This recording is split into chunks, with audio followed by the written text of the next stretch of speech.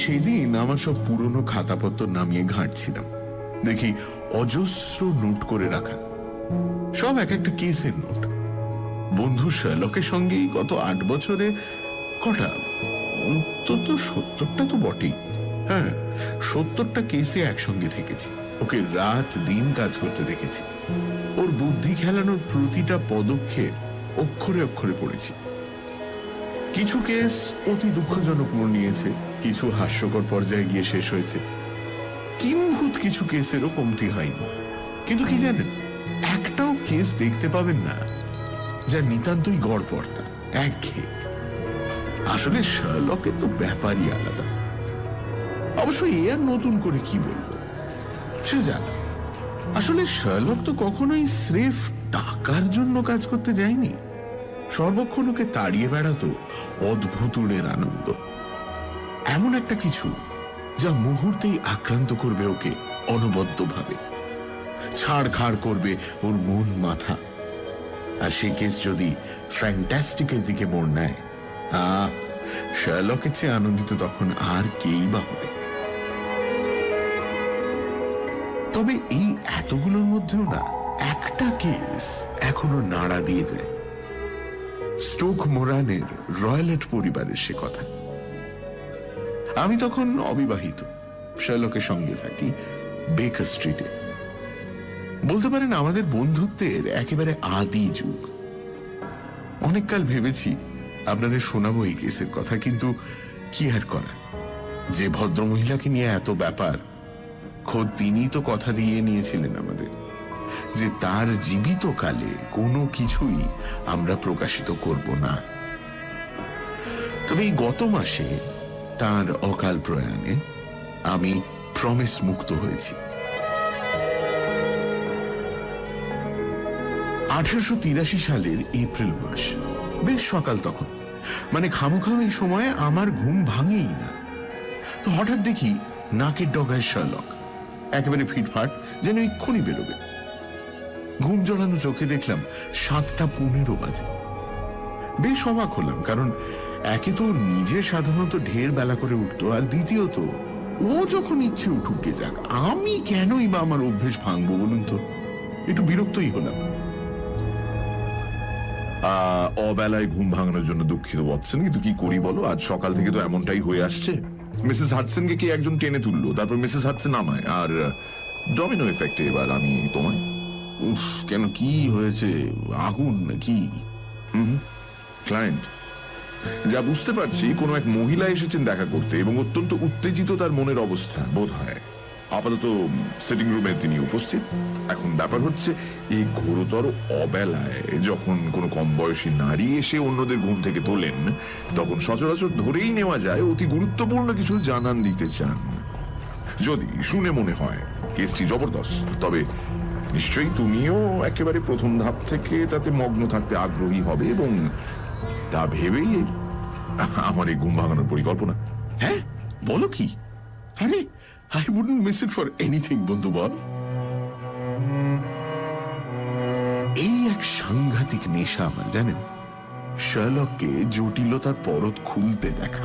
উফ, এই একবার মনে হবে যেন অঙ্ক কষছে, তার পরক্ষণেই দেখবো অদ্ভুতভাবে নিজের ইন্টুইশনের উপর বিশ্বাস করে কোনো আজব খেল দেখানো। সে যাক, আমি এক লাফে বিছানা ছেড়ে খানিক ব্রাশ করে নিলাম, নিয়ে এক দৌড় লাগালাম ওর সঙ্গে সিটিং রুমের উদ্দেশ্যে। গিয়ে দেখি এক ভদ্রমহিলা, মাথা থেকে পা অব্দি কালো ঢাকা, এমনকি মুখটাও আড়ালেই, জানলার ধারে বসেছিলেন। আমাদের দেখেই উঠে দাঁড়ালেন। গুড মর্নিং ম্যাডাম, আমি শার্লক হোমস, আর ইনি আমার বন্ধু, সহযোগীও বটে, ডক্টর ওয়াটসন। ওনার সামনে মন খুলে বলতে পারেন যা বলার। আপনার জন্য একটু কফি বলি? বেশ কাঁপছেন তো আপনি, একটু ফায়ার প্লেসের কাছটাই এগিয়ে আসুন না।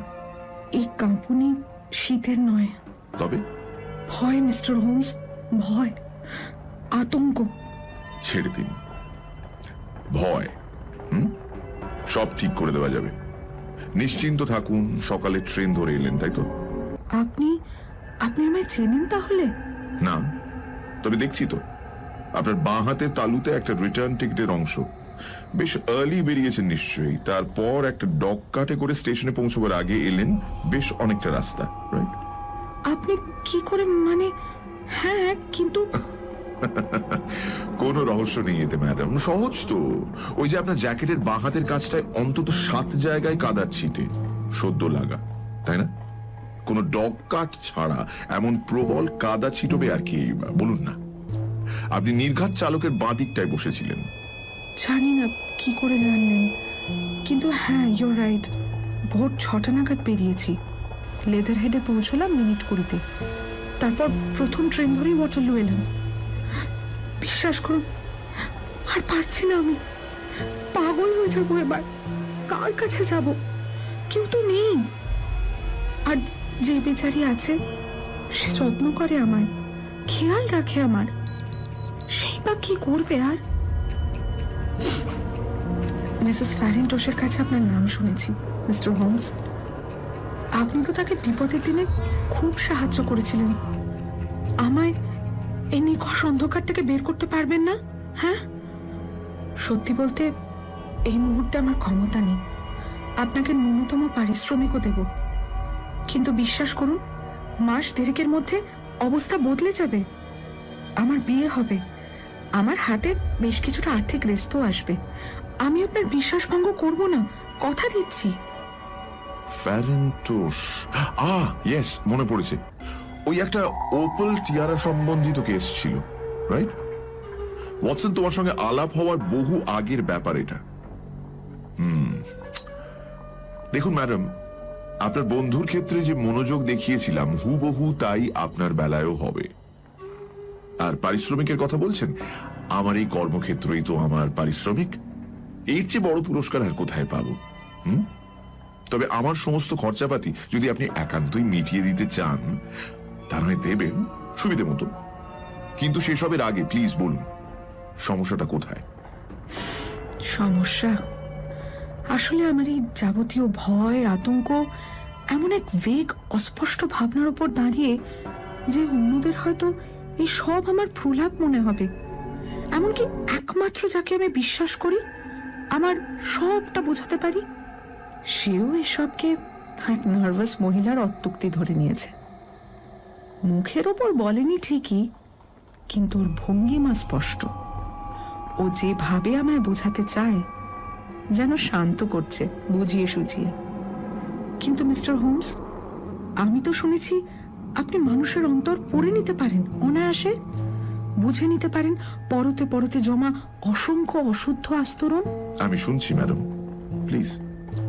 আমি হেলেন স্টোনার, থাকি আমার সৎ বাবার সঙ্গে, যিনি স্টোকমোরনের রয়্যালট পরিবারের শেষতম বংশধর।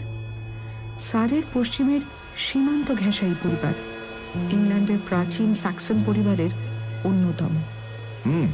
নামটা তো চেনা আমার। এই পরিবার এককালে গোটা ইংল্যান্ডের ধনীতম পরিবারের মধ্যে গণ্য হতো। কোথায় না কোথায় ছিল এদের সম্পত্তি, উত্তরে বার্কশায়ার থেকে পশ্চিমে হ্যাম্পশায়ার অব্দি। ক্রমাগত পতন বলতে পারেন শুরু হয়েছে গত শতাব্দী থেকে। ওই যা হয় আর কি, ভুল লোকের হাতে পড়ে হেলায় হারালো এক এক করে সমস্ত কিছু। আর এক জুয়াখোরের হাতে পড়ে শেষমেশ এমন সঙ্গীন অবস্থা হলো যে খান কতক একর জমি আর একটা 200 বছর পুরনো বাড়ি ছাড়া আর কিছুই অবশিষ্ট নেই। তাও তো ও বাড়িও মর্গেজের ভারে নুয়ে। ও বাড়িতে শেষ যিনি ছিলেন, তাকে অ্যারিস্টোক্রেটিক পপার বললেও অত্যুক্তি হয় না। গিয়েছিল তো সর্বস্ব, শুধু যায়নি তাঁর মেজাজ। তার ছেলে মানে আমার সৎ বাবা বুঝতে পারে নরমভাবে বাঁচা কষ্টকর, ইনফ্যাক্ট অসম্ভব। ফলে তিনি এক আত্মীয়র কাছ থেকে খানিক ধার করে মেডিকেল ডিগ্রি নিয়ে পাড়ি জমিয়েছিলেন ক্যালকাটা। সেখানে তাঁর দক্ষতা তাঁকে এনে দিয়েছিল অনবদ্য বসার। কিন্তু ওখানেই এমন বিপর্যয় ঘটে গেল, একদিন রাগের চোটে তিনি নিজের খানসামাকে খুন করে ফেলেন। আসলে বিগত কয়েকদিন বাড়িতে চুরিচামারির ঘটনা তাকে এমন রাগিয়ে তুলেছিল যে কপাল ঝরে মৃত্যুদণ্ড এড়িয়েছিলেন। কিন্তু দীর্ঘদিন জেল খাটার ফলে যখন শেষমেশ ইংল্যান্ড ফিরলেন, তখন বাবা সম্পূর্ণরূপে ভেঙে পড়েছেন। হতাশ, অবসাদগ্রস্ত। ডক্টর রয়লেট মানে আমার সৎ বাবা যখন ইন্ডিয়ায় ছিলেন তখনই আমার মা মিসেস স্টোনারের সঙ্গে তাঁর পরিচয়, এবং তারপর বিয়ে। আমার আসল বাবা মেজর জেনারেল স্টোনার বেঙ্গল আর্টিলারিতে ছিলেন। বাবা গত হওয়ার পর মা ফের বিয়ে করেন। আমরা মানে আমি আর আমার যমজ বোন জুলিয়া তখন 2। আমার মায়ের হাতে সে সময় বেশ আর্থিক রেস্ত ছিল, 1000 পাউন্ড তো কম করে। তো মা বিয়ের পর সে সমস্তই ডক্টর রয়লেটকে তুলে দিয়েছিলেন। বলেছিলেন যে আমার আর জুলিয়ার বিয়ের সময় যেন আমরাও তা থেকে খানিক অংশ পাই। কিন্তু ইংল্যান্ড ফিরে আসার কিছুদিনের মধ্যেই মা মারা যান। ক্রুর কাছে একটি রেল অ্যাক্সিডেন্টে তার মৃত্যু হয়। ঘটনার ঠিক পরে ডক্টর রয়লেট লন্ডনে সব ছেড়ে ছুড়ে আমাদের 2 বোনকে নিয়ে চলে এলেন সেই স্টোক মরেনে। আমাদের তো কোনোই অসুবিধে রইল না, কারণ মায়ের দিয়ে যাওয়া সেই টাকা। কিন্তু বাবা কেমন আমূল বদলে গেলেন। সারাক্ষণ ঘরে আটকে রাখতে লাগলেন নিজেকে। বেরোতেন কালে ভদ্রে যখন, তখন অবধারিত ঝগড়া জুড়ে দিতেন আশেপাশের সকলের সঙ্গে। গত সপ্তাহে তো যা হলো কহতব্য নয়। ভাবতে পারবেন না, স্থানীয় এক কামারকে রেগে মেগে তিনি নদীর জলে ফেলে দিলেন। আমরা আর কি করি, প্রচুর অনুরোধ করে ওদের টাকা পয়সা ধরিয়ে কোন ক্রমে এই যাত্রায় মেচেছি। আর একটা অদ্ভুত কাণ্ড করেছেন তিনি। কিছু ভ্যাগাবন্ড জিপসিকে ওই পারিবারিক সম্পত্তিতে থাকতে দিয়েছেন। ওরা ওখানে থাকে আর বাবা প্রায়শই ওদের তাঁবুতে গিয়ে থাকেন। মাঝে মধ্যে তো আবার ওদের সঙ্গে বেরিয়ে পড়েন। দিন যায়, সপ্তাহ যায়, কোনো খবর পাই না আমরা। তারপর হঠাৎ একদিন আবার আর এক বিপদ হয়েছে। ওনার ইন্ডিয়ান জন্তু জানোয়ারের প্রতি অসম্ভব এক টান। কেউ একজন আছেন, আমি চিনি না, যে এইসব পাঠায়। আপাতত একটা চিতা আর একটা বেবুন রয়েছে, দুটোই খোলা ঘুরে বেড়ায় বাড়ির কম্পাউন্ডে। স্বাভাবিকভাবেই গ্রামের সকলেই ভয় পায়, কোনো চাকর টেকে না। আমরা 2 বোন মিলে বাড়ির সমস্ত কাজ করতাম। কি সাংঘাতিক মনোকষ্টে আমরা কাটাতাম বুঝতেই পারছেন। বেচারি জুলিয়া মাত্র 30এই তো চলে গেল। ওই বয়সেই সব চুল সাদা হয়ে গিয়েছিল, কি বুড়িও গিয়েছিল না। আপনার বোন মৃত? বছর 2 আগে। আর সেই মৃত্যু নিয়েই তো আপনার কাছে আসা। আমরা দুজনে অমন বদ্ধ থাকতে থাকতে হাঁপিয়ে উঠেছিলাম। কোথাও যাওয়ার নেই, কিচ্ছু করার নেই। নিজের বয়সে তো কাউকে পাওয়ার প্রশ্নই নেই। ছিল শুধু আমাদের এক মাসি, আমার মায়ের নিজের বোন, মিস অনোরিয়া ওয়েস্টফাইল। কাছেই হ্যারোয়ে থাকেন, তো আমাদের ওখানে একমাত্র যাওয়ার অনুমতি ছিল। জুলিয়া 2 বছর আগে একটা ক্রিসমাসে ওখানে গিয়েছিল। নেভিতে কাজ করা এক হাফ মেজরের সঙ্গে জুলিয়ার ওখানে আলাপ, ক্রমে এনগেজমেন্ট। আমাদের সৎবাবা যখন শুনলেন সে খবর, আপত্তি করলেন না কিছুই। বিয়ের দিনও ঠিক হলো তড়িঘড়ি। কিন্তু সে রূপকথার দিন আসার এক পক্ষ আগেই আমার একমাত্র সাথী জুলিয়া আমায় ছেড়ে চলে গেল। খুলে বলুন, প্রত্যেকটা ডিটেল চাই, কিছু ভুলে যাবেন না প্লিজ। ভুলে যেতে পারি কোথায়, সবটাই তো যেন স্মৃতিতে বসে আছে। আমরা যে বাড়িতে থাকছিলাম বললামই তো, অতি পুরনো ছিল এবং মাত্র একটা ভাগই বাসযোগ্য ছিল। তো এ ভাগের বেডরুমগুলো ছিল একতলায় আর সিটিং রুম ছিল সেন্ট্রাল ব্লকে।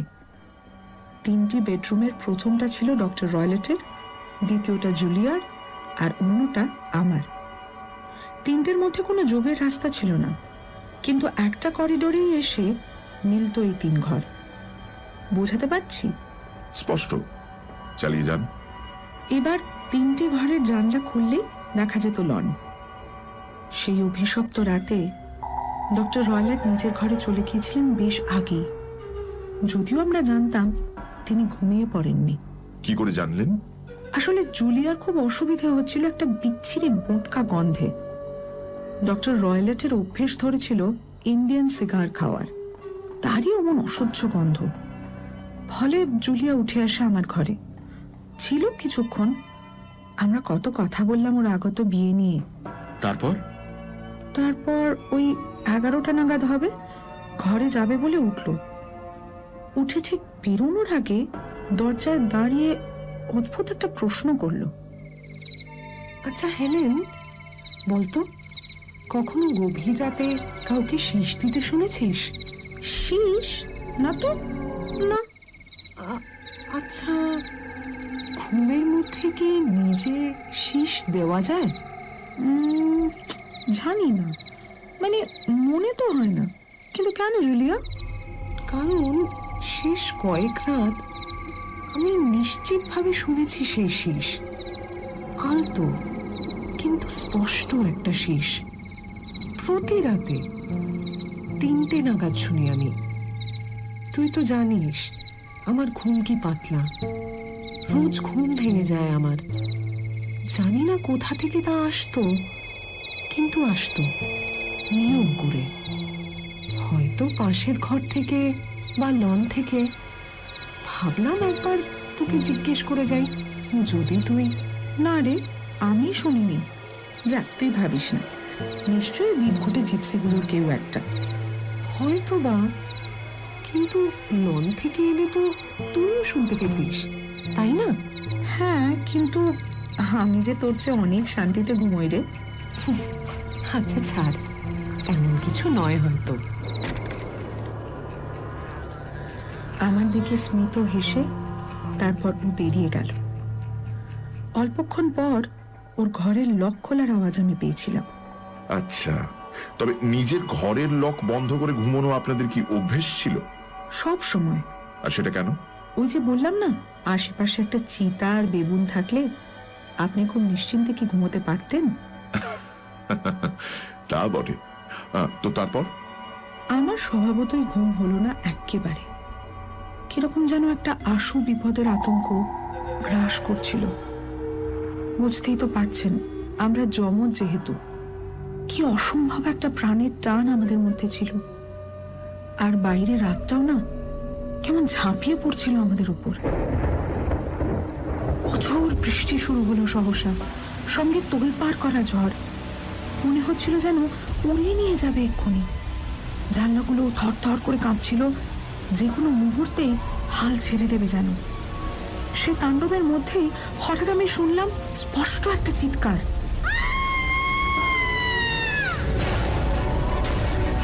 আমার বোনের চিৎকার। অসম্ভব ভয় পেলে কেউ অমন করে চেঁচায়। আমি তৎক্ষণাৎ একটা শল জড়িয়ে দৌড়ে বেরিয়ে এলাম করিডোরে। কিন্তু জানেন, যেই আমি ঘরের দরজা খুলে বেরোলাম, একটা একটা নিচু স্বরের শীষ শুনেছিলাম, ঠিক যেমনটার কথা জুলিয়া বলেছিল। আর তার কিছু পর আর একটা ভয়াবহ আওয়াজ, যেন একটা বিশাল ধাতুর তৈরি কিছু ঝনঝন করে উঠল। আমি পাগলের মতো দৌড়ে গেলাম জুলিয়ার ঘরের দিকে। গিয়ে দেখি দরজাটা খোলা, পাল্লাটা ধাক্কা খেয়ে একটা ক্যাঁ ক্যাঁ শব্দ করছে। তখনও তো জানি না ভেতরে কি অপেক্ষা করছে। খানিক এগোতেই দেখি জুলিয়া হাতে একটা বাতি নিয়ে কোনক্রমে দরজায় এসে দাঁড়ালো। ভয় ওর মুখ ওই অন্ধকারেও সাদা, হাত দুটো হাওয়ায় কিছু একটা আঁকড়ে ধরতে চাইছে, শরীরটা সামলাতে পারছে না টাল। আমি দৌড়ে গিয়ে ওকে জড়িয়ে ধরলাম, কিন্তু ততক্ষণে ওর আর বিন্দু মাত্র দাঁড়াবার ক্ষমতা নেই। যন্ত্রণায় কাতরাচ্ছিল আমার বোন। জুলিয়া, জুলিয়া, কি হয়েছে বল, বল, কে ওখানে, কে ওদিকে, বল। হেলেন, হেলেন, ও মাই গড, হেলেন, সেই ম্যানটা, দ্য স্পেকল ম্যান, দ্য স্পেকল ম্যান।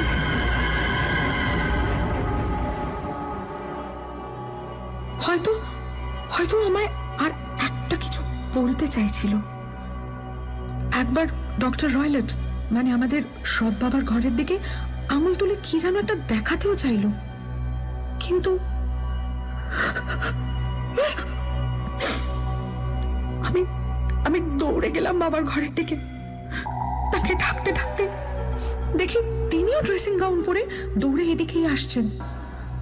জুলিয়াকে অমন অচৈতন্য অবস্থায় দেখে প্রথমেই তিনি একটু ব্র্যান্ডি খাওয়ানোর চেষ্টা করলেন ওকে। কাজ হলো না। গ্রামের ডাক্তারকেও খবর পাঠানো হলো, কিন্তু জুলিয়া আমার কাছে কোনো কিছুতেই আর ফিরে এলো না। এক মিনিট, ওই যে শীষ আর মেটালিক সাউন্ডটা, আপনি নিশ্চিত সে ব্যাপারে? ঠিক ওগুলোই শুনেছিলেন? এনকোয়ারির সময় করোনারও ঠিক এই কথাটাই জিজ্ঞেস করেছিলেন। এখন দেখুন, বললামই তো কি বেয়ারা রাত ছিল, বাইরে ওরকম তোলপাড়, এবার তার মধ্যে ভুল তো হতেই পারে, কিন্তু আপনার বোন কি বাইরে বেরোনোর পোশাকে ছিলেন? না, নাইট ড্রেসেই তো। আর ওর ডান হাতে দেশলাইয়ের একটা জলা কাঠি ছিল, অন্যটায় দেশলাই বাক্স। অর্থাৎ তিনি কাঠিটা জ্বালিয়েছিলেন যে মুহূর্তে তার মনে হয়েছিল কোনো কিছু একটা গন্ডগোল হচ্ছে। She was alarmed. আচ্ছা, করোনা তিনি কি পেলেন শুনি? তিনি খুব ডিটেলে সবটা ইনভেস্টিগেট করলেন। আসলে আমাদের সৎ বাবারও তো বিশেষ সুনাম ছিল না গ্রামে, অতএব তবে করোনার মৃত্যুর কোনো স্যাটিসফ্যাক্টরি কারণ খুঁজে পাননি। আমি বলতে পারি দরজা ভেতর থেকেই বেশ এটে সেটে বন্ধ করা ছিল, আর জানলার গরাদগুলো পুরোনো দিনের খাঁটি লোহার, ফলে বেশ নিশ্চিন্ত। চার দেওয়াল তাও একেবারে সলিড, মানে কোথাও কোনো ফাঁপা কিছু তো ছিল বলে মনে হয় না।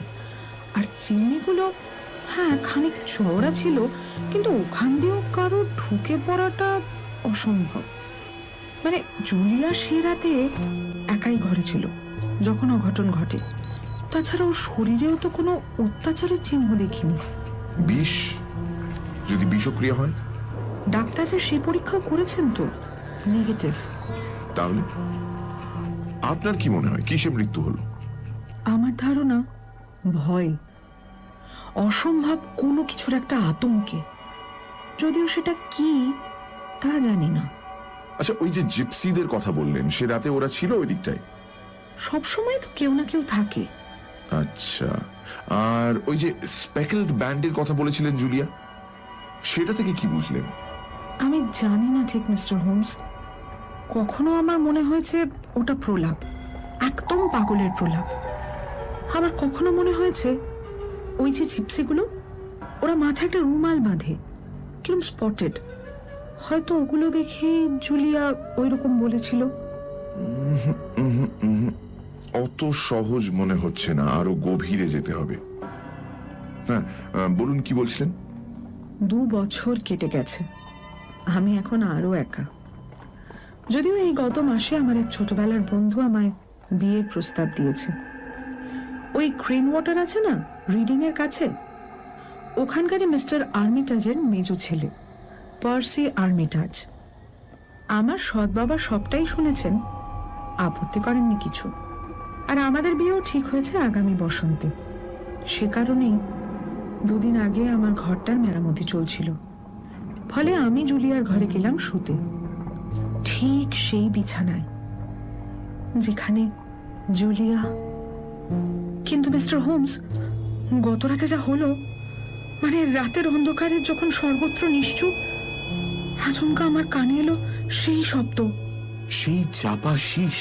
ইয়েস ডক্টর ওয়াটসন, সেই শব্দ যা আমার বোন শুনেছিল শেষের সেদিনে। আলো জ্বালিয়ে তন্ন তন্ন করে খুঁজলাম, কিচ্ছু দেখতে পেলাম না। আমি এতটাই ঘাবড়ে গিয়েছিলাম যে আর ঘুমোতে যাওয়ার তো প্রশ্নই ওঠে না। সকাল হতেই তাই আমি তড়িঘড়ি আপনাদের এখানে। তা বেশ করেছেন, কিন্তু আপনি আমায় সব খুলে বললেন কি? হ্যাঁ, মানে হ্যাঁ তো। না মিস রয়লট, আপনি বলেননি। আপনার সৎ বাবার কিছু একটা আপনি লুকোচ্ছেন। কি বলছেন কি? হঠাৎ শার্লকের একটা কাণ্ড দেখে স্তম্ভিত হয়ে গেলাম। ও মিস রয়লেটের হাঁটুতে রাখা ডান হাতের কবজি থেকে লেস দেওয়া পোশাকের অংশটা ঝট করে তুলে নিল। বেরিয়ে পড়ল 5 আঙুলের কড়া একটা ছাপ। এটা কি মিস রয়লট? লুকোচ্ছেন না বললেন, তাই তো? আপনাকে তো আপনার সৎ বাবা অত্যাচার করেন, তাই না? অত্যাচার? না না, এই কি বলছেন? আসলে খুব বলশালী মানুষ তো, ঠিক বুঝতে পারেন না কতটা চাপ দিয়ে ফেলেছেন। অত্যন্ত জটিল মনে হচ্ছে। আরো 1000টা কথা আমার জানা একান্ত প্রয়োজন, তারপর নয় ভাবা যাবে পরবর্তী পদক্ষেপ। আর সময়ও তো হাতে নেই। আচ্ছা ধরুন আজই আমরা স্টোক মোরান যাই, যদি আপনার সৎ বাবার অজান্তে, সবকটা ঘর দেখতে পাবো? কেমন কোইন্সিডেন্স দেখুন, আজই উনি বলছিলেন শহরে কি সব যেন জরুরি কাজ আছে, সময়ও লাগবে বোধহয় বেশ খানিক। ফলে আপনারা আজ এলেই সুবিধে। একজন হাউসকিপার আছেন ওখানে, তবে তিনি তো বয়স্ক, তার উপর একটু বোকা শোকাও, আর আমি তাকে কায়দা করে সরিয়েও দেব। উত্তম বন্দোবস্ত। তা ওয়াটসন, তোমার নিশ্চয়ই আমার সঙ্গে আসতে বিশেষ আপত্তি নেই? আপত্তি? খেপেছ?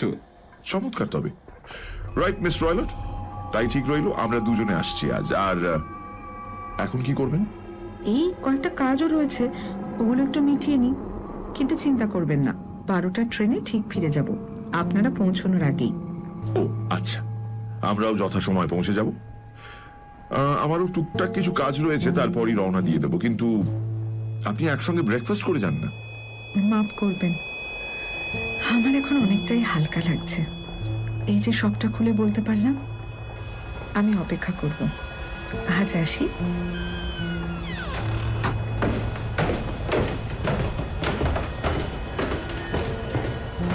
তা বন্ধু ওয়াটসন, কি বুঝছো? বেশ জটিল আর পেঁচানো কেস তো। সে আর বলতে।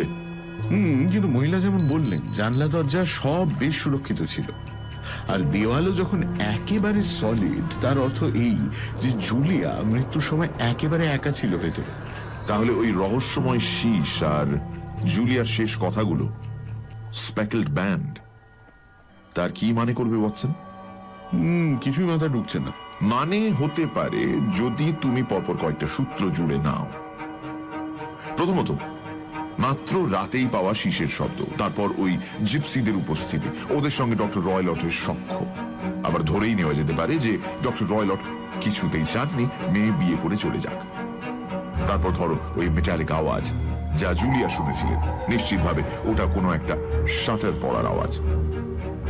অবশ্য অত ভেবে কাজ কি, ওখানে না গিয়ে পড়লে তো কোনো খেয়েই ধরতে পারবো না। তাহলে ওই জিপসিরা কি করছিল? জানি না ওয়াটসন, আই ডোন্ট নো। আমার কিন্তু তোমার এই থিওরিটা মোটেই পোষাচ্ছে না। আমারও বিশেষ না ওয়াটসন, আর তাই তো আমরা আজ স্টোক মোরান যাচ্ছি। গিয়ে একবার সবটা দেখি, মতলবটা কি, ফেটেল কিছু নয় তো নাকি? আবার এখন কোন মক্কেল উদয় হলেন? হঠাৎ দেখি দরজা ঠেলে সত্যি এক অপরিচিত ঢুকে এলেন। ইনফ্যাক্ট দরজা ঠেলে বলার চেয়ে দরজা ভেঙে বলাটা বোধহয় সমীচীন হবে। যিনি এলেন তার শরীর স্বাস্থ্য বেশ জবরদস্ত, পরনে অদ্ভুত একরকম পোশাক, বলতে পারেন শহুরে ও গ্রাম্যর এক মিশেল। মাথায় হ্যাটটা এমন লম্বা যে আরেকটু হলেই দেওয়াল ছুঁত, মুখে হাজারটা ভাঁজ, আর যেন সূর্যের তাপে পুড়ে হলুদ মুখশ্রী, চোখে স্পষ্ট কোনো দূরভিসন্ধি। আপনাদের কোনজন হোমস? কে হোমস? হ্যাঁ, এই যে আমি, বলুন। আমি doctor Grimesby Roylott of Stoke Moran. Right, বসুন। বিশ্বাস করুন, আমি কিন্তু কোনো রকম মানে কোনো বাজে কিছু করিনি। আমার সৎ মেয়ে এখানে এসেছিল, আমি খবর পেয়েছি। কি কি কি কি বলেছে আমার নামে? হ্যাঁ, কি বলে গেছে? হ্যাঁ, কি বলেছে? জমিয়ে ঠান্ডা পড়েছে এবার এই সময় এতটা জেনারেলি। আমার নামেও কি বলেছে? কি বলে গেছে? কিন্তু আমি তো শুনেছি এবার বেশ ঢালাও ফুল হবে। ও, আমায় রাগিয়ে তুলবেন? হ্যাঁ, আমি হাড়ে হাড়ে চিনি আপনাকে, স্কাউন্ড্রেল কোথাকার। নাম শুনেছি আগে, শার্লক হোমস, যে সব ব্যাপারে নাক গলায়, যে কথা নেই বার্তা নেই, রহস্য খুঁজে বেড়ায়। স্কটল্যান্ড ইয়ার্ডের সঙ্গে খুব দহরম মহরম, তাই না? বেশ সরেশ মানুষ তো আপনি। তা বেরোবেন যখন দয়া করে দরজাটা ভালো করে ভেজিয়ে দেবেন, রাইট? কথা এখনো শেষ হয়নি হোমস, আর ফালতু নষ্ট করার সময়ও না আমার নেই। আমি জানি হেলেন স্টোনার এখানে এসেছিল। শুধু একটাই কথা মনে করিয়ে দিতে চাই মিস্টার হোমস, আমার ব্যাপারে নাক গলাবেন না, বুঝেছেন? কারণ আমি কিন্তু সাংঘাতিক সর্বনেশে। খেয়াল রাখবেন যেন ভবিষ্যতে আমার খপ্পরে না পড়েন। হ্যাঁ,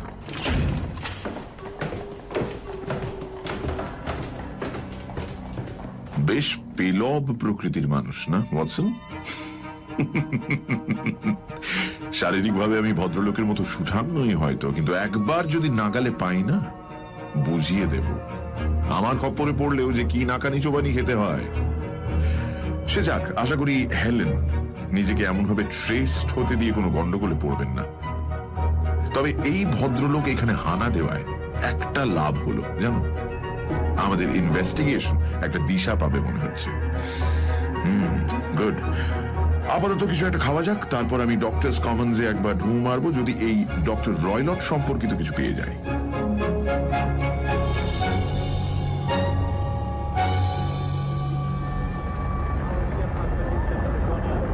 প্রায় দুপুর 1টা নাগাদ ফিরল শার্লক। হাতে ধরা ছিল একটা নীল কাগজ, তাতে ভর্তি এক গাদা নোট, ফিগার। মৃত স্ত্রীর করে যাওয়া উইলটা দেখলাম, বুঝলে? পুঙ্খানুপুঙ্খ হিসেব টিসেবও করে ফেললাম। মানে মৃত্যুর সময় তার কাছে যে 1100 পাউন্ড ছিল, তার দাম এখন পড়ে গিয়ে হয়েছে 750। এবার বিয়ে করলে 2 মেয়ের তার থেকে 250 পাউন্ড প্রাপ্য। ফলে দুজনেই বিয়ে করে ফেললে আমাদের সদা হাস্যময় ভদ্রলোকের কপালে জোটে কি ওয়াটসন? অতি অল্প। আমার এই সারা সকালে দৌড়দৌড়ি আদৌ জলে যায়নি, কারণ এইবার আমি নিশ্চিত লোকটার একটা স্ট্রং মোটিভ রয়েছে এই বিয়ে আটকানোয়। তবে আমাদের কিন্তু এখানে দাঁড়িয়ে নষ্ট করার সময় নেই ওয়াটসন, বিশেষ করে যখন তিনি বুঝে ফেলেছেন আমরা এই কেসে অলরেডি হাত দিয়েছি। তো চলো, অফ টু ওয়াটারলু। ও হ্যাঁ, একটা রিভলভার সঙ্গে নিও, ওকে? কখন কাজে লাগে। তার সঙ্গে একটা টুথব্রাশও। আর না, মনে হয় না আর কিছু লাগবে।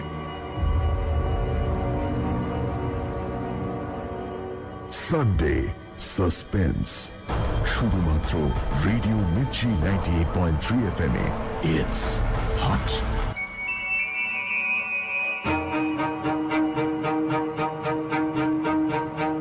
সানডে সাসপেন্সে আজ the adventure of the speckled band. একদিন সাত সকালে শার্লকের সঙ্গে দেখা করতে আসেন এক ভদ্রমহিলা। তার নাম হেলেন স্টোনার। মহিলার কথায় জানা যায় তিনি স্টোক মোরানে তার বদমেজাজি সৎ বাবা ডক্টর রয়লটের সঙ্গে থাকেন। কিছু বছর আগে খুব রহস্যজনকভাবে মৃত্যু হয় হেলেনের বোন জুলিয়ার।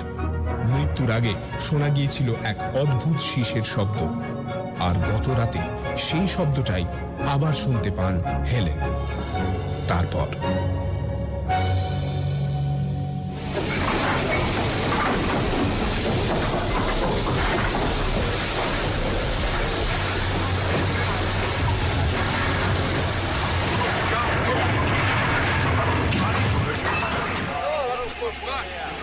ওয়াটারলু স্টেশনে পৌঁছলাম বেশ জলদি। গিয়েই লেথারহেডের দিকে একটা ট্রেনও পেয়ে গেলাম। সেখানে নেমে একটা ঘোড়ার গাড়ি ভাড়া করে আমরা দুই বন্ধু চললাম স্টোক মোরান।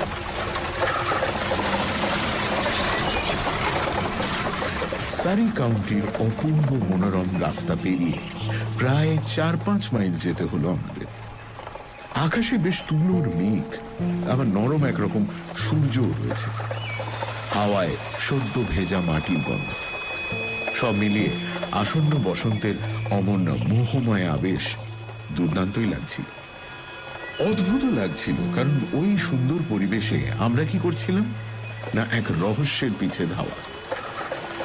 স্ট্রেঞ্জ না? প্রায় সারা রাস্তাটাই শার্লক মাথার টুপিতে চোখ ঢেকে, বুকে থুতনি ঠেকিয়ে মনে মনে হাজারটা অঙ্ক কষে গেল আমি জানি। তারপর হঠাৎ আমার কাঁধে টোকা মারল। ওই দেখো, স্টোক মোরান। হ্যাঁ স্যার, ডক্টর গ্রিমসবি রয়লেটের বাড়ি। ওখানে আমাদের একটা মেরামতির কাজ চলছে আসলে। ও তাই? ওই যে দেখুন গ্রামটা দেখতে পাচ্ছেন, ওই যে বাড়িগুলো। কিন্তু রয়লেটদের বাড়ি যেতে হলে আপনারা বরং এই মাঠের পাশের ফুটপাতটা ধরুন, শর্টকাট হবে। ওই যে দেখুন একজন মহিলা হাঁটছেন, দেখতে পাচ্ছেন? ওটা মিস স্টোনার না? বেশ, আপনি যেমনটা বলছেন তেমনটাই করি। ওয়াটসন, চলো তাহলে। আচ্ছা, আপনাকে যেন কত দেব? ভাড়া মিটিয়ে আমরা হাঁটা লাগালাম। নিজেদের আর্কিটেক্ট সাজানোটা জরুরি ছিল, বুঝলে? ওই বাড়িতে কাজ চলছে আমাদের, এটা না বললে কত রকম কথা যে বানিয়ে বলা শুরু হবে, ভাবতে পারছো Watson? Good afternoon miss stoner. কি বলেছিলাম না, ঠিক সময় পৌঁছে যাব? উফ, আপনাদের অপেক্ষাতেই তো বসে আছি সেই কখন থেকে। আসুন আসুন, আই এম সো হ্যাপি। আচ্ছা, এদিককার খবরও ভালো। ডক্টর রয়লেট শহরে গেছেন কাজে, সন্ধ্যের আগে ফিরবেন বলে তো মনে হয় না। তার সঙ্গে সাক্ষাতের সৌভাগ্য আমাদের ইতিমধ্যেই হয়েছে মিস স্টোনার। কি মানে মানে উনি আমায় ফলো করেছেন? তাই তো মনে হচ্ছে। কি সাংঘাতিক মানুষটা! উফ, এবার এবার কি করব? ফিরে এসে তো জিজ্ঞেস করবেই। সে বোকামি মনে হয় না তিনি করবেন, কারণ তিনি ভালো করেই জানেন এই কেসে তার পেছনে লেগেছে যে সে চলে পাতায় পাতায়। আর একান্তই যদি তিনি ভায়োলেন্ট হয়ে ওঠেন, তাহলে আপনাকে হ্যারোতে আপনার মাসির কাছে পৌঁছবার ব্যবস্থা করতে হবে। আচ্ছা, সেসব পরে দেখা যাবে। আপাতত যেটুকু সময় হাতে পাচ্ছি সৎ ব্যবহার করা উচিত। চলুন ঘরগুলো দেখি।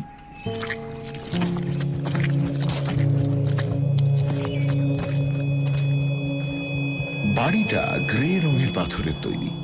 একটা সেন্ট্রাল পোর্শন আর দুদিক থেকে দুটো কাঁকড়ার দাঁড়ার মতো বেরিয়ে আসা অংশ। একদিকের বেহাল অবস্থা, জানলাগুলো ভাঙা, কাঠের পাটাতন দিয়ে সব ব্লক করা। ছাদটা প্রায় সম্পূর্ণ ধসে গেছে, মোটের ওপর ধ্বংসস্তূপ বললে ভুল হয় না। মাঝের অংশটার অবস্থা খানিকটা ভদ্রস্ত, আর ডান হাতের যে ব্লকটা সেটা একেবারে আধুনিক। জানলায় পরিপাটিভাবে ব্লাইন্ড লাগানো, নীল ধোঁয়া বেরোচ্ছে চিমনি দিয়ে, মানে স্পষ্ট বোঝা যায় এখানেই রয়লেটরা থাকেন। মেরামতির কাজ চলছিল বটে, অংশ বিশেষে কিছু ভাঙা, মুইটই লাগানো, কিন্তু কোনো মানুষ চোখে পড়ল না। শার্লক আগাছায় ভর্তি লনটা ঘুরে দেখল, জানলার বাইরের অংশটাও বেশ মনোযোগ দিয়ে পরীক্ষা করল। তারপর একটা ঘরের বাইরে দাঁড়িয়ে কি একটা ভেবে, এটাই নিশ্চয়ই আপনার শোয়ার ঘর ছিল, জুলিয়ার পাশেরটায়। আর ডক্টর রয়লটের চেম্বারটাও তো এই পাশেই, তাই তো? হ্যাঁ, কিন্তু এখন আমি মাঝেরটায় শুচ্ছি, মানে জুলিয়ারটায়। সে যতদিন না মেরামতি হচ্ছে, তাই তো? কিন্তু এই দিকটায় খুব একটা মেরামতির প্রয়োজন তো তেমন দেখছি না। না, নেই তো। আমার তো বদ্ধমূল ধারণা আমাকে আমার ঘর থেকে সরানোর জন্যই এসব করা। That is suggestive. আচ্ছা, এবার এই সরু অংশের উল্টো দিকেই একটা করিডর, তিনটে ঘর থেকে বেরিয়েই যেখানে এসে পড়া যায়। আচ্ছা, এইদিকে তো ঘরের জানলাগুলো আছে, তাই তো? ও দিয়ে কেউ গলে বেরোতে পারবে না। অর্থাৎ আপনারা দুই বোন সেদিন যখন দরজা বন্ধ করেছিলেন, এই দিক দিয়ে কারো ঢোকা সম্ভব ছিল না, রাইট? এক কাজ করুন তো, একটু আপনার ঘরে গিয়ে এই করিডোরের দিককার জানলাগুলো খুলে রাখুন, কিন্তু শাটারটা কষে বন্ধ করে দিন।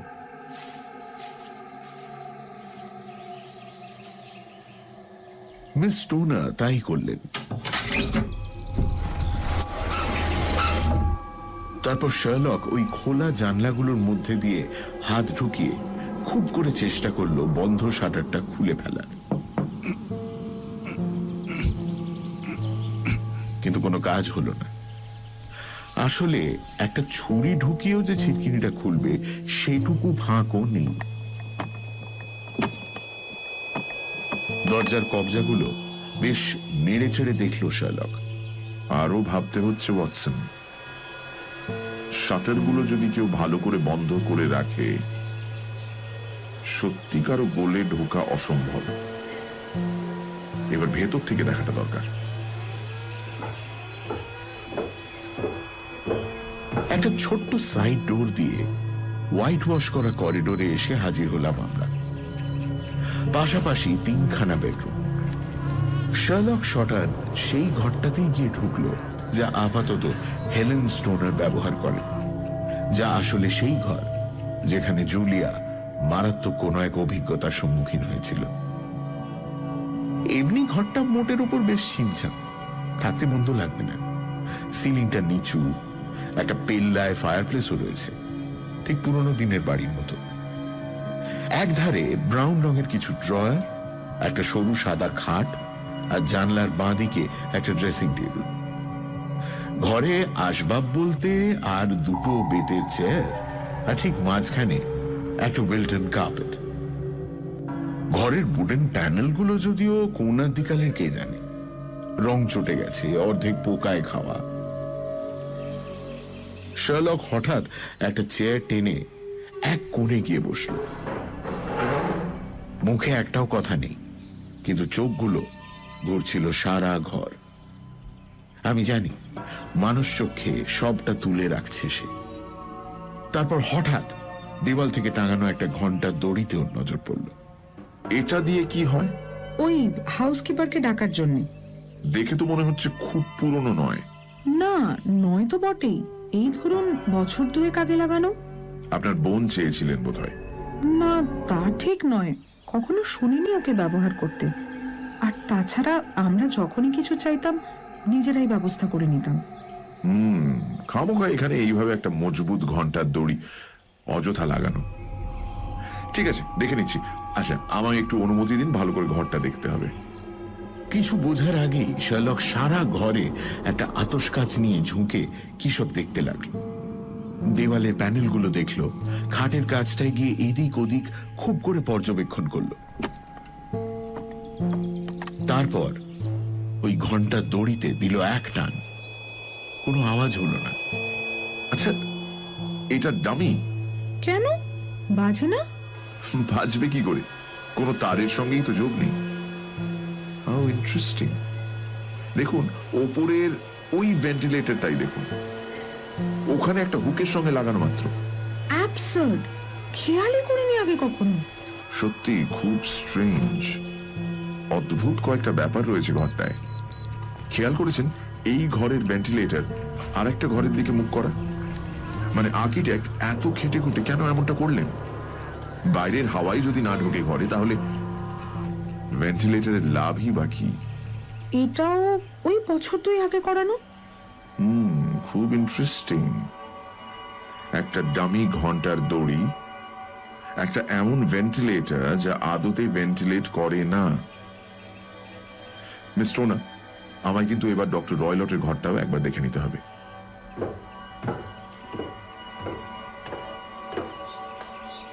ডক্টর গ্রিমসবি রয়লেটের চেম্বারটা হেলেন জুলিয়ার ঘরের চেয়ে বেশ খানিকটা বড় ছিল, কিন্তু হ্যাঁ, তেমন আড়ম্বর ছিল না।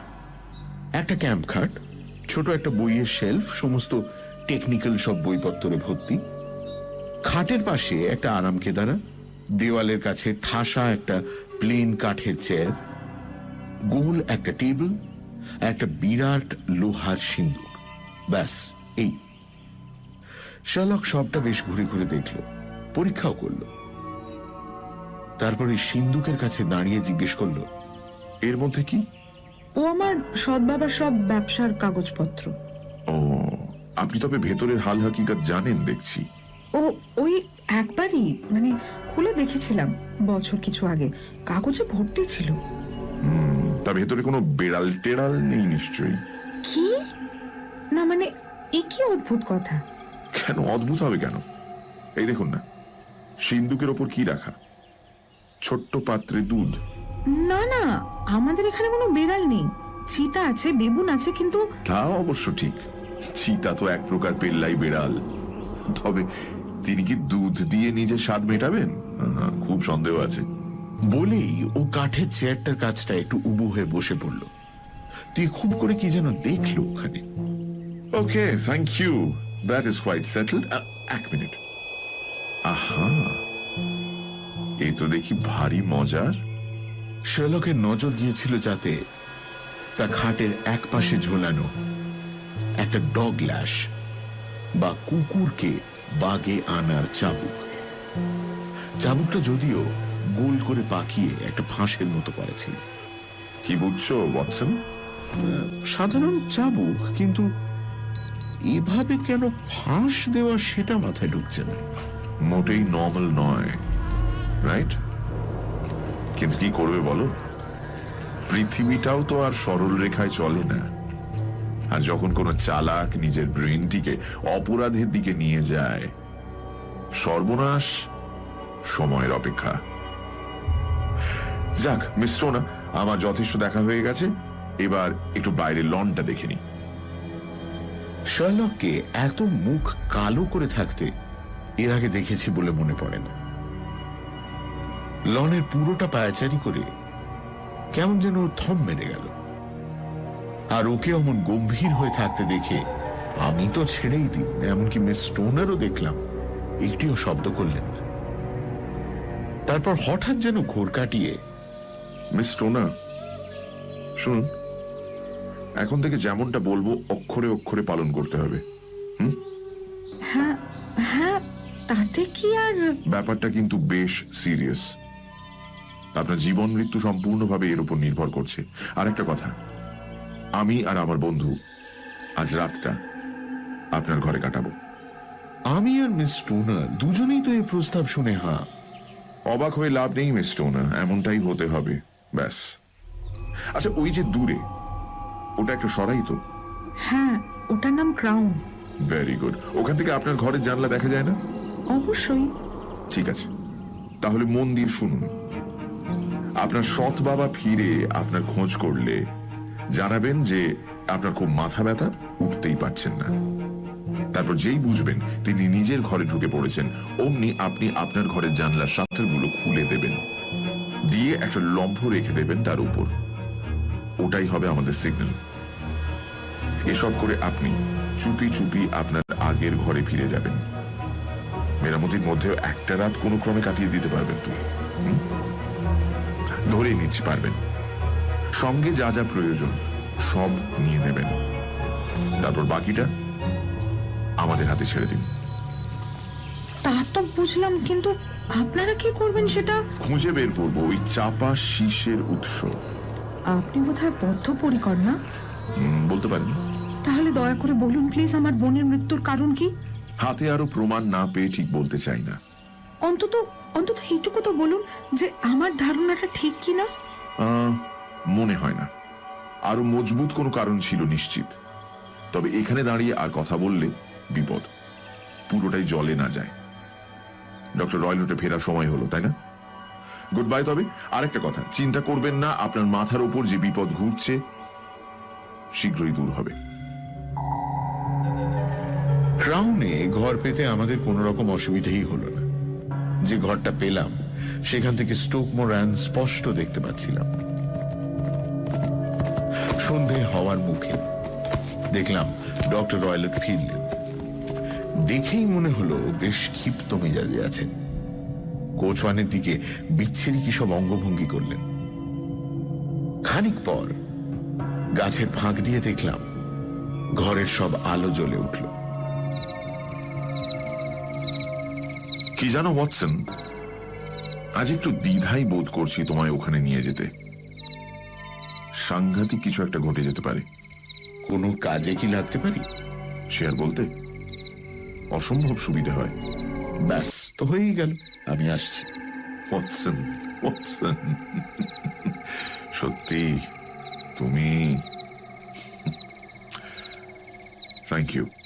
তুমি বিপদের কথা বলছো? ওই ঘর তন্ন তন্ন করে খুঁজে তুমি তো সবটাই বুঝে নিয়েছো শার্লক।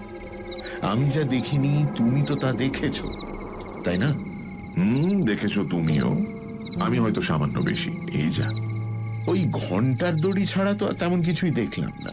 কেন, ওই ভেন্টিলেটরটাও তো দেখেছো? হ্যাঁ, কিন্তু ওটা দিয়ে কি হবে? মানে একটা ইঁদুর ছাড়া আর কি গলতে পারে ওটা দিয়ে?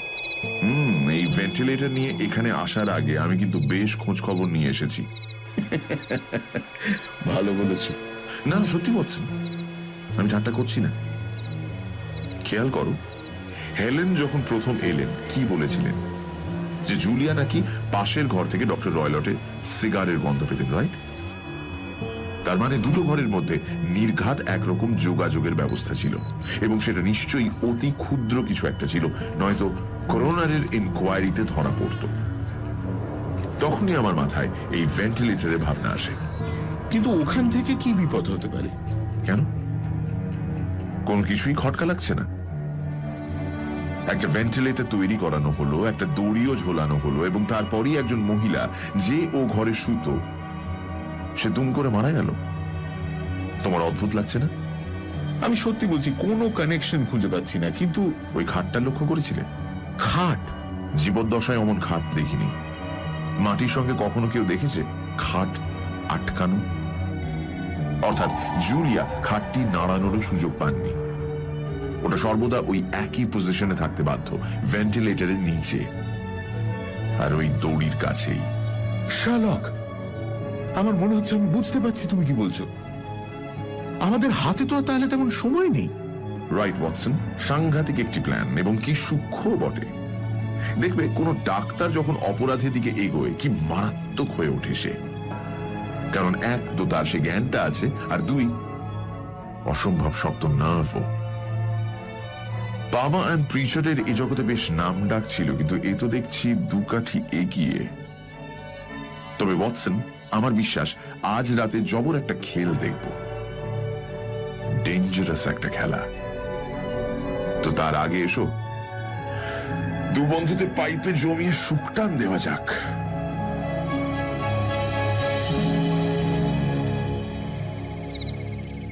রাত 9টা নাগাদ গাছের ফাঁক দিয়ে দেখলাম ঘরের আলোগুলো একে একে নিভে গেল। সম্পূর্ণ অন্ধকার এখনো দিকটা। ঘন্টা 2 পেরিয়ে গেল। তারপর ঠিক 11টা বাজার মুহূর্তে মাঝের ঘরের জানলায় একটা লম্ফ জ্বলে উঠল। ওয়াটসন, ওই তো আমাদের সিগন্যাল। চলো। বেরোনোর সময় খুব কায়দা করে শার্লক সরাইখানার মালিককে বলল এত রাতে আচমকা বেরিয়ে যাওয়ার কারণ। আমাদের নাকি এক অতি পরিচিতের বাড়ি রয়েছে ওই পাশেই, এবং তার কাছ থেকে আজ রাতটা কাটানোর আমন্ত্রণ এসেছে হঠাৎ। অগত্যা রাস্তা যথারীতি শুনশান। ঠান্ডাও পড়েছে জমিয়ে। চোখে মুখে এসে লাগছিল বেশ। কোন রহস্য কিনারে আমরা চলেছি কে জানে। সামনে আপাতত শুধু একটা লম্ফের শিখা। কম্পাউন্ডে ঢুকে পড়লাম সহজেই। পুরনো কালের দেওয়াল, অতএব একগাদা ফাঁকফোকর। আমরা লন পেরোলাম। পেরিয়ে যেই না জানলা দিয়ে টপকে ভেতরে ঢুকতে যাব, কোথা থেকে একটা অদ্ভুত জীব আমাদের সামনে দিয়ে লাফিয়ে লনে এসে পড়ল। তারপর কেমন বিকৃত হাত পা নিয়ে মিলিয়ে গেল অন্ধকার। চমৎকার বাড়ি কিন্তু, কি বলো?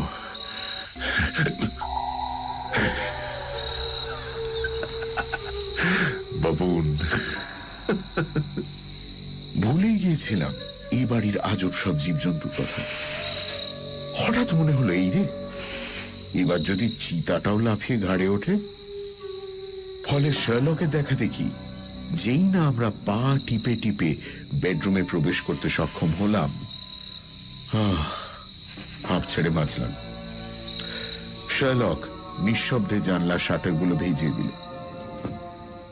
লম্ফটা এনে টেবিলে রাখল। তারপর আমার কানের কাছে মুখ আনলো। একটা শব্দ আমাদের সর্বনাশ ডেকে আনতে পারে, কিন্তু সাবধান, আলো নিভিয়ে বসবো আমরা, নয়তো ওই ভেন্টিলেটর দিয়ে মক্কেল দেখে ফেলতে পারে। আর শোনো, খবরদার ঘুমিয়ে পড়ো না, কারণ তোমার জীবন ওই ঘুম বা না ঘুমের উপর নির্ভর করছে। পিস্টলটা হাতে রেখো, যে কোনো সময় লাগতে পারে, রাইট? আমি ওই খাটটার ধারে বসছি, তুমি যাও ওই চেয়ারে। আমি রিভলভারটা টেবিলে রাখলাম, আর শার্লক দেখলাম সঙ্গে একটা ছড়ি এনেছিল, সেটা খাটে রাখল। তার পাশে ওই একটা দেশলাই বাক্স আর মোটা একটা মোমবাতি রাখল। লম্ফটা নিভিয়ে তারপর আমরা সম্পূর্ণ অন্ধকারে মিশে গেলাম। কতক্ষণ যে অমন ভয়াবহ আবহে আমরা বসেছিলাম খেয়াল নেই। নিঃশ্বাস বন্ধ রেখে আমরা অপেক্ষা করছিলাম কোনো এক সাংঘাতিক বিপদ ঘটা। আমার বন্ধু আমার চেয়ে অল্প দূরে বসে, কিন্তু আমি ওকে দেখতে পাচ্ছিলাম না, তবু আমি নিশ্চিন্ত ও অতন্দ্র প্রহরীর মতো জেগেছিল। বাইরে থেকে রাত পাখিদের ডাক আসছিল। একবার তো জানলায় ভয়ানক একটা চাপা গর্জনও শুনলাম।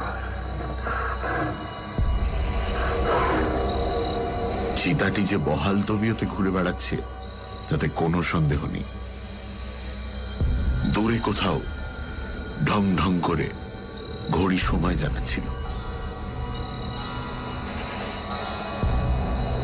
12টা, 1টা, 2টো, তারপর 3টে পেরিয়ে গেল। আমরা অপেক্ষামান। তারপর হঠাৎ একটা ঝলক, ভেন্টিলেটর থেকে কিছুটা আলো এসেই চলে গেল। আমরা তেল ও কোনো এক ধাতু পোড়ার একটা কড়া গন্ধ পেলাম। কেউ একটা পাশের ঘরে লম্ফ জ্বালিয়েছে। তারপর আবার সব চুপ, যদিও গন্ধটা আরো কড়া হতে লাগলো। কতক্ষণ হবে? অন্তত আধ ঘন্টা তো বটেই। আমরা বসে রইলাম কিছু একটা শোনার অপেক্ষায়। তারপর আচমকা একটা শব্দ পেলাম, মিহি একটা শীষ। কেটলি থেকে যেন বাষ্প বেরোচ্ছে, এবং তখনই দেখি শার্লক খাট থেকে লাফিয়ে নেমে ওই বেতের ছড়িটা দিয়ে ঘন্টার দড়িটায় অসম্ভব আঘাত করল। দেখলে ওয়াটসন? দেখলে দেখলে তুমি? আমি তো কিছুই দেখতে পাইনি। আসলে শার্লক যখন দেশলাইটা জ্বাললো, আমি তখন এতটাই হতভম্ব যে কিছুই বুঝে উঠতে পারিনি প্রথমে। কিন্তু আমি একটা চাপা শীষ শুনতে পেয়েছিলাম স্পষ্ট। শার্লক যে কিসের ওপর অমন আঘাত করলো তাও বুঝতে পারলাম। তবে শার্লকের মুখে আমি সাংঘাতিক একটা বিপদের ছায়া দেখেছিলাম। ও ভেন্টিলেটরের দিকে অদ্ভুতভাবে তাকিয়েছিল, যেন ওখান থেকেই কিছু। আর ঠিক তখনই এমন এক আর্তনাদ কানে এলো যা সত্যি বলছি জীবদ্দশায় শুনিনি। একই সঙ্গে যেন ভয়, দুঃখ আর রাগ মেশানো।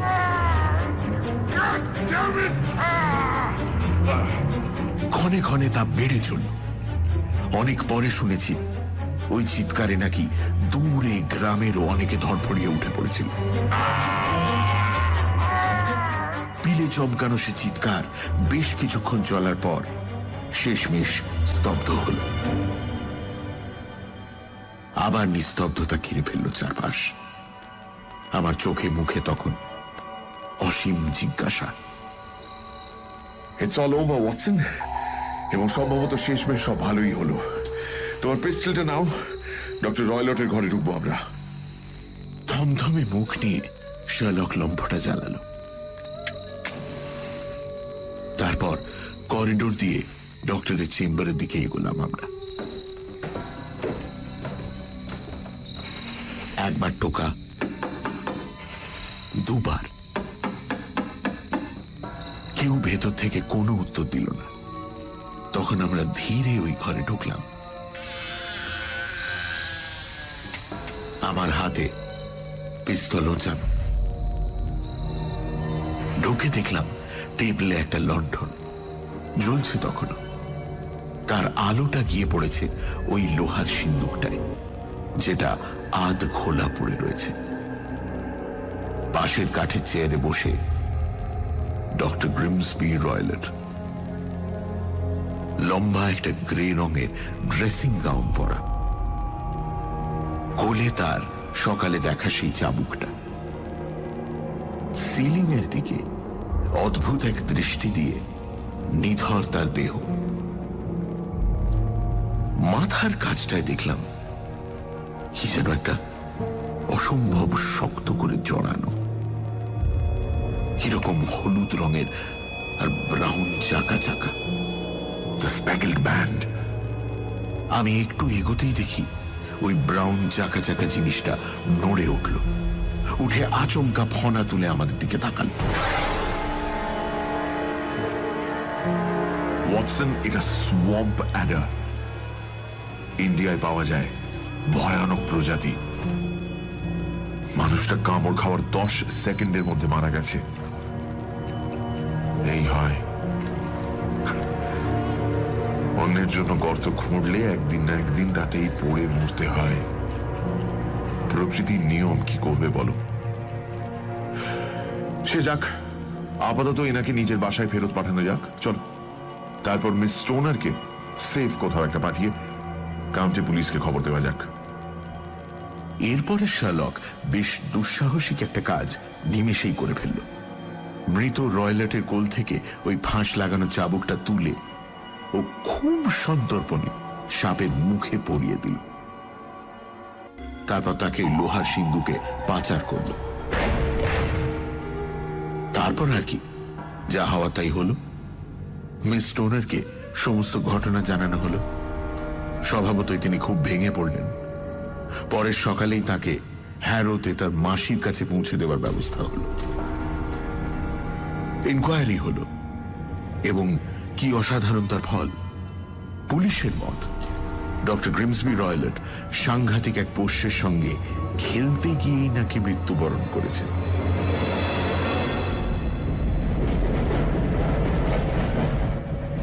ফিরছি যখন আগামী দিন, শার্লকের কাছে পুরোটা শুনলাম। প্রথমে আমি একেবারেই ভুল পথে হাঁটছিলাম। ইনসাফিসিয়েন্ট ডেটা নিয়ে কাজ করলে যা হয় আর কি। এক তো ওই জিপসিদের উপস্থিতি, তারপর অন্ধকারে ভয়ের মুখে দেখা জুলিয়ার ওই ব্যান্ড আমাকে একেবারে অন্য ভাবনায় নিয়ে গিয়েছিল। তারপর ভালো করে ঘরটা দেখে বুঝলাম ভুল হচ্ছে কোথাও একটা। সর্বনাশ যদি আসে কারো, তবে তার দরজা বা জানলা থেকে নয়। আর তখনই আমার চোখ গেল ওই ভেন্টিলেটরের দিকে। আর ওই ফলস একটা দড়ি থাকাতেও আমার বদ্ধমূল ধারণা হলো যে এটা নিশ্চয়ই অন্য কোনো কাজে ব্যবহৃত হবে। ধরো যদি কেউ চায় ওই ভেন্টিলেটর দিয়ে কিছু একটা ঢুকিয়ে দিয়ে ওই দড়ির সাহায্যে বেয়ে নামিয়ে দেবে একেবারে খাটের ওপর, অর্থাৎ ওই দড়িটা একটা সেতুর মতো। আর ভাবো, খাটটাও কিন্তু মেঝের সঙ্গে আটকানো ছিল, মানে তুমি টেনে সরাতেও পারবে না। তখনই মাথায় খেলে গেল সাপের কথাটা। প্লাস আমরা এও তো জেনেছিলাম যে ডক্টর প্রায়ই ইন্ডিয়া থেকে নতুন নতুন প্রাণী আমদানি করতেন। এবার ভেবে দেখো না, এই বিষ তো আমাদের এখানে প্রায় কোনো কেমিক্যাল টেস্টেই ধরা পড়বে না, তাই তো? ডক্টর রয়লট ইন্ডিয়ায় অতদিন থাকার ফলে খুব ভালো করেই বুঝেছিলেন এই ব্যাপারটা। আর দেখলেই তো, একবার কামড়ালে কি দ্রুত গতিতে মৃত্যু হয়। সেটাও নিশ্চয়ই ডক্টরের মাথায় ছিল যে করোনার তদন্ত করবেন তাকে অত্যন্ত ক্ষুরোধার হতে হবে, নইলে বোঝা অসম্ভব শরীরের কোথায় দুটো ক্ষুদ্র দাঁত ফোটানোর ক্ষত। ওই শীষটা, হ্যাঁ, ওটার কথাও মাথায় ছিল। রয়লট নিশ্চয়ই সাপটিকে সকালের আলো ফোটার আগেই ফেরত ডেকে নিতেন ওই শীষ দিয়ে। আর ছিল দুধের লোভ, মনে আছে? ওই দুধের পেয়ালা সিন্দুকের ওপর ওভাবেই ট্রেনিং দেওয়া হয়েছিল, আমি শিওর। দিনের পর দিন যাকে মারতে চাওয়া সে হয়তো বেঁচে যাচ্ছিল, কিন্তু একদিন তো ফাঁদে পা দিতই শিকার। আমি প্রথমবার ঘরে ঢুকেই ঠাউর করেছিলাম ঠিক এমনটাই ঘটেছিল, এবং আবার ঘটতো হেলেনের সঙ্গেও। রয়লটের চেয়ারটা দেখেই বুঝেছিলাম এর উপর রোজ কেউ দাঁড়ায়। কেন দাঁড়ায়? ওই ভেন্টিলেটর অবধি পৌঁছবে বলে। তারপর যখন একসঙ্গে ওই দুধের পেয়ালা, সিন্দুক আর ফাঁস লাগানো চাবুক দেখলাম, আমার মনে আর কোনো সন্দেহই রইল না। আর ওই মেটালিক সাউন্ডটা, ওটা হলো ওই সাপ ঢুকে গেলে সিন্দুক বন্ধ করার শব্দ। একবার যখন আমার মাথায় স্পষ্ট হয়ে গেল গোটা প্রক্রিয়াটা, আমি তৈরি হয়ে গেলাম। সাপের চাপার স্বর আমি শুনেছিলাম, আর শোনা মাত্র আলো জ্বালিয়ে প্রাণপণ আঘাত করেছিলাম ওর উপর, যার জেরে ওটা ভয়ে পালিয়ে গেল উল্টো পথে, এবং ঘাবড়ে গিয়ে পাল্টা কামড় বসালো মনিবের উপরেই। আমার বেতের ঘা খেয়ে এমনি খেপে গিয়েছিল, ফলে ফেরত ভেন্টিলেটর দিয়ে উঠে প্রথম যাকে পেল তাকেই দিল সমস্ত বিষ। ফলে তুমি বলতেই পারো ডক্টর গ্রিমসবি রয়লটের মৃত্যুর জন্য আমি একরকম দায়ী। তবে তাতে আমার অন্তরে বিন্দু মাত্র দংশন হবে না। কি বলো ওয়াটসন?